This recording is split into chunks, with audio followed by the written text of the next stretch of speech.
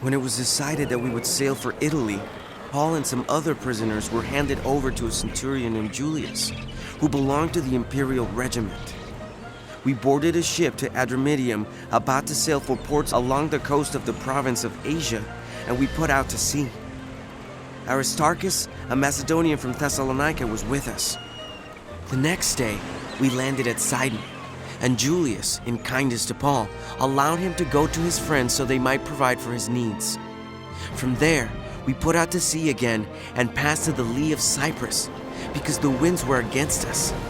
When we had sailed across the open sea off the coast of Cilicia and Pamphylia, we landed at Myra in Lycia.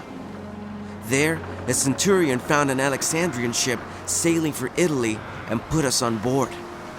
We made slow headway for many days and had difficulty arriving off Cnidus. When the wind did not allow us to hold our course, we sailed to the lee of Crete, opposite Salmone.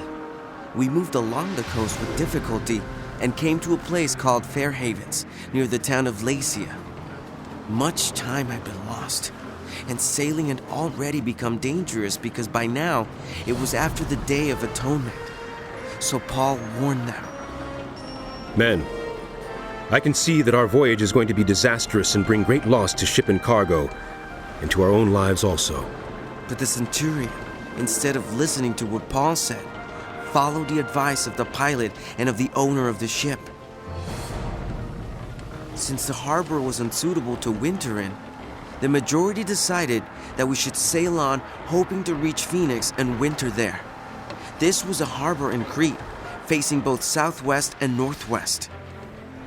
When a gentle south wind began to blow, they saw their opportunity, so they weighed anchor and sailed along the shore of Crete. Before very long, a wind of hurricane force, called the northeaster, swept down from the island. The ship was caught by the storm and could not head into the wind, so we gave way to it and were driven along. As we passed to the lee of a small island called Cauda, we were hardly able to make the lifeboat secure, so the men hoisted it aboard. Then they passed ropes under the ship itself to hold it together. Because they were afraid they would run aground on the sandbars of Syrtis, they lowered the sea anchor and let the ship be driven along. We took such a violent battering from the storm that the next day they began to throw the cargo overboard. On the third day, they threw the ship's tackle overboard with their own hands. When neither sun nor stars appeared for many days and the storm continued raging, we finally gave up all hope of being saved.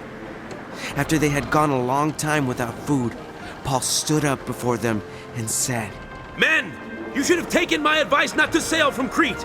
Then you would have spared yourselves this damage and loss.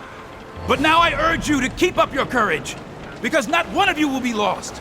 Only the ship will be destroyed. Last night an angel of the God to whom I belong and whom I serve stood beside me and said, "Do not be afraid, Paul. You must stand trial before Caesar, and God has graciously given you the lives of all who sail with you." So keep up your courage, men, for I have faith in God that it will happen just as he told me. Nevertheless, we must run aground on some island. On the 14th night, we were still being driven across the Adriatic Sea. When about midnight, the sailors sensed they were approaching land. They took soundings and found that the water was 120 feet deep. A short time later, they took soundings again and found it was 90 feet deep. Fearing that we would be dashed against the rocks, they dropped 4 anchors from the stern and prayed for daylight. In an attempt to escape from the ship, the sailors let the lifeboat down into the sea, pretending they were going to lower some anchors from the bow. Then Paul said to the centurion and the soldiers, Unless these men stay with the ship, you cannot be saved. So the soldiers cut the ropes that held the lifeboat and let it drift away. Just before dawn, Paul urged them all to eat. For the last 14 days, he said, you have been in constant suspense and have gone without food. You haven't eaten anything. Now I urge you to take some food. You need it to survive. Not one of you will lose a single hair from his head. After he said this, he took some bread and gave thanks to God in front of them all. Then he broke it and began to eat. They were all encouraged and ate some food themselves. Altogether, there were 276 of us on board. When they had eaten as much as they wanted, they lightened the ship by throwing the grain into the sea. When daylight came, they did not recognize the land, but they saw a bay with a sandy beach, where they decided to run the ship aground if they could. Cutting loose the anchors, they left them in the sea and at the same time untied the ropes that held the rudders. Then they hoisted the foresail to the wind and made for the beach. But the ship struck a sandbar and ran aground. The bow stuck fast and would not move, and the stern was broken to pieces by the pounding of the surf. The soldiers planned to kill the prisoners to prevent any of them from swimming away and escaping. But the centurion wanted to spare Paul's life and kept them from carrying out their plan. He ordered those who could swim to jump overboard first and get to land. The rest were to get there on planks or on other pieces of the ship.